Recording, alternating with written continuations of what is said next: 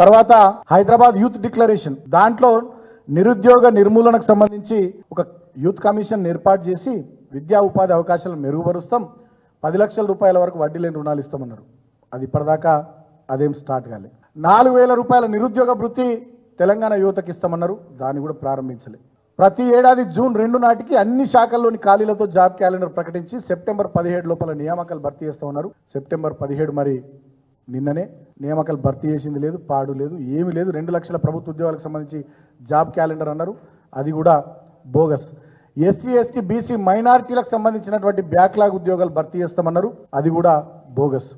అమరవీరుల కుటుంబాలను ఆదుకుంటామన్నారు, అది కూడా బోగస్. ఫీజు రియంబర్స్మెంట్ అన్నారు, ఇప్పటిదాకా ఫీజు రియంబర్స్మెంట్కి సంబంధించి ఒక్క రూపాయి కూడా రాష్ట్ర ప్రభుత్వం వచ్చిన నాటి నుంచి 9 నెలల్లో విడుదల చేయలే. విద్యార్థులు మొత్తుకుంటున్నారు, ఆ విద్యా సంస్థలు నడిపే ప్రైవేట్ కాలేజీల వాళ్ళు కూడా మొత్తుకుంటున్నారు. అదేవిధంగా చదువుకునే ప్రతి యువతికి 18 సంవత్సరాలు నిండితే చాలు యువ మహిళా సాధికారత పేరిట వాళ్ళకు స్కూటీలు ఇస్తామన్నారు. రాష్ట్రంలో ముఖ్యమంత్రి రేవంత్ రెడ్డికి కుర్చీ దక్కింది, కానీ ఒక్క మహిళా తల్లికి 18 సంవత్సరాలు నిండిన ఆమెకు ఒక్క స్కూటీ రాలే ఈ ఇందిరమ్మ రాజ్యంలో. ఈ ఇందిరమ్మ రాజ్యంలో ఒక్క స్కూటీ కూడా రాలే. రేవంత్ రెడ్డికి మాత్రం ముఖ్యమంత్రి కుర్చీ వచ్చింది. సో ఇది యూత్ డిక్లరేషన్ మహిళా సాధికారతకు సంబంధించి. ఇక చేవెళ్లలో ఘనంగా ఎస్సీ ఎస్టీ డిక్లరేషన్ అన్నారు. దీంట్లో చెప్పింది ఏంది, అంబేద్కర్ అభయహస్తం కింద 12 లక్షలు ఇస్తామన్నారు దళితులకు. ప్రతి బడ్జెట్ లో సాధికారికంగా డబ్బులు కేటాయించి 12 లక్షలు ప్రతి దళిత కుటుంబానికి ఇస్తామన్నారు.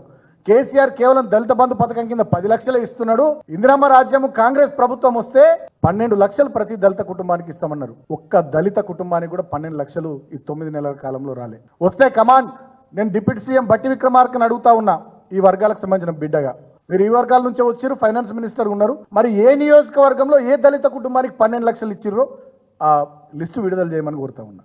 ముఖ్యమంత్రి గారిని కూడా, మరి నీ కొడంగల్ నియోజకవర్గంలో ఇచ్చిర్రా, బట్టి గారి మధుర నియోజకవర్గంలో ఇచ్చిర్రా, మంత్రులుగా ప్రాతినిధ్యం వహిస్తున్నటువంటి మీ మంత్రుల నియోజకవర్గంలో, మీ విప్పుల నియోజకవర్గంలో లేదు, దళిత బిడ్డ స్పీకర్ ప్రసాద్ గారు వికారాబాద్ నియోజకవర్గంలో ఏ దళిత కుటుంబానికి 12 లక్షలు ఇచ్చిర్రో మీరు ఆ వివరాలు విడుదల చేయాలని చెప్పి నేను కోరుతా ఉన్నా. దళితులకు 18% రిజర్వేషన్లు అన్నారు, గిరిజనులకు 12% రిజర్వేషన్లు అన్నారు, అది అతిగతి లేదు. ఇందిరమ్మ పక్కా ఇళ్ల పథకం కింద ఎస్సీ ఎస్టీలందరికీ 6 లక్షల రూపాయలు ఇస్తాము, ఇంటి స్థలం ఇస్తామన్నారు.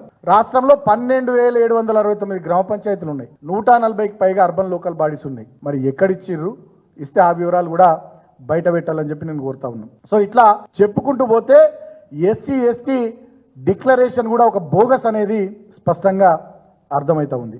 ఇక తర్వాత దాని తదనంతరం బీసీ డిక్లరేషన్, కామారెడ్డిలో సభ పెట్టి బీసీ డిక్లరేషన్ పేరిట బీసీల రిజర్వేషన్లు 42% పెంచుతామన్నారు. ఇప్పటిదాకా అది కూడా అతిగతి లేదు. తర్వాత ఇక మైనారిటీ డిక్లరేషన్ లో మైనారిటీలకు సంబంధించి మైనారిటీల బడ్జెట్ 4,000 కోట్లు చేస్తామన్నారు. నిరుద్యోగ మైనారిటీ యువతకు, మైనారిటీ మహిళలకు 1,000 కోట్లు కేటాయిస్తామన్నారు. అదేవిధంగా ఇంకా చాలా చెప్పిండు, పీజీ చదువుకున్న వాళ్ళకి 25,000, ఇంటర్మీడియట్ చదువుకున్న వాళ్ళకి 15,000, 10th చదువుకున్న వాళ్ళకి 10,000 ఇస్తాం మైనారిటీ పిల్లలకు అన్నారు. అది కూడా లేదు. ఎస్సీ ఎస్టీలకు సంబంధించి కూడా వీళ్ళు ఆ విషయం కూడా చెప్పారు. ఎస్సీ ఎస్టీ విద్యార్థులకు సంబంధించి వాళ్ళకు కూడా కొంత ఫైనాన్షియల్ అసిస్టెన్స్ ఇస్తామని చెప్పి ఎస్సీ ఎస్టీ విద్యార్థులకు సంబంధించి కూడా చెప్పారు. 10వ తరగతి ఎస్సీ ఎస్టీ విద్యార్థులు పాస్ అయితే 10,000, ఇంటర్మీడియట్ పాస్ అయితే 15,000, గ్రాడ్యుయేషన్ పూర్తి చేసుకుంటే 25,000, పోస్ట్ గ్రాడ్యుయేషన్ ఎస్సీ ఎస్టీ విద్యార్థులు పూర్తి చేస్తే 1,00,000 రూపాయలు ఇస్తామన్నారు. ఇప్పటిదాకా అది కూడా ఏం లేదు. తర్వాత ఎంఫిల్ పిహెచ్డి పూర్తి చేసినటువంటి ఎస్సీ ఎస్టీ యువతకు 5 లక్షల రూపాయలు ఇస్తామన్నారు. అది కూడా లేదు. సో ఇట్లా కాంగ్రెస్ పార్టీ మేనిఫెస్టో మొత్తం బోగస్. నేను ఇందాక చెప్పినటువంటి ఈ 6 గ్యారెంటీలు కానీ, తర్వాత ఈ మేనిఫెస్టో కానీ, ఇవి రెండు కూడా బోగస్. దీంట్లో ఒక్కటంటే ఒక్కటి, ఒక్క పని అంటే ఒక్క పని కూడా రేవంత్ రెడ్డి చేయలేడు. కాబట్టి దానికోసమే ఆయన ఏం చేస్తున్నాడంటే ఈ మేనిఫెస్టో మీద, 6 గ్యారెంటీల మీద, 420 హామీల మీద చర్చ జరగకుండా, చర్చ మొత్తం ఈ రాష్ట్రంలో డైవర్ట్ కావాలి, ప్రజల దృష్టిని మరల్చాలి, పేపర్లన్నిట్లలో వేరే హెడ్లైన్లు రావాలి, టీవీలలో ఉదయం నుంచి మొదలుకుంటే సాయంత్రం వరకు జరిగే చర్చలు గాని, వాళ్ళ బులెటిన్లలో గాని మొత్తం వేరే విషయాలే కనబడాలి. ఇక సోషల్ మీడియా, ట్విట్టర్ ఓపెన్ చేసినా, ఫేస్బుక్ ఓపెన్ చేసినా, ఇన్స్టాగ్రామ్ ఓపెన్ చేసినా, వాట్సాప్ గ్రూపులలో పోయినా ఈ కాంగ్రెస్ పార్టీ మేనిఫెస్టోలో పెట్టినటువంటి అంశాలు గాని, 6 గ్యారంటీల అంశాలు కానీ వీటి మీద చర్చ లేకుండా విషయాలన్నింటినీ కూడా డైవర్ట్ చేయాలనేటటువంటి ఒక కుట్ర ఇవాళ రేవంత్ రెడ్డి చేస్తా ఉన్నాడు.